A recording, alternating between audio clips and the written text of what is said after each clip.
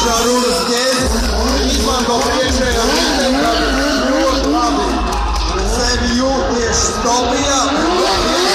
Viens no stopiju favorītiem šodien šeit uz Geto asfalta. Tā kā es domāju, ka būs ko redzēt arī stopiju.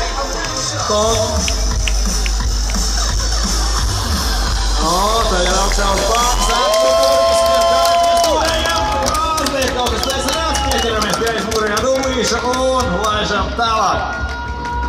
Vēl pēdējā minūte, Šarūnas Ķēzīs. Rīts sēžot uz bāgas, otra kāja arī augšā uz stūris. Ķēzīs no Omaļā.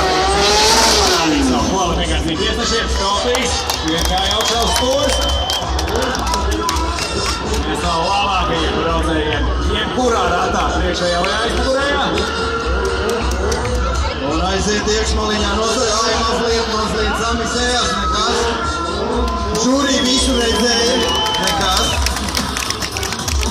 Mēs stāvējām priekšā, mums viņš neredzēja kaut kur zamisējās. Žūrī visu redz. Viņi paši ir braucēji, viņi lieliski saprot, ko čāls prot un ko tā būs vai nebūs.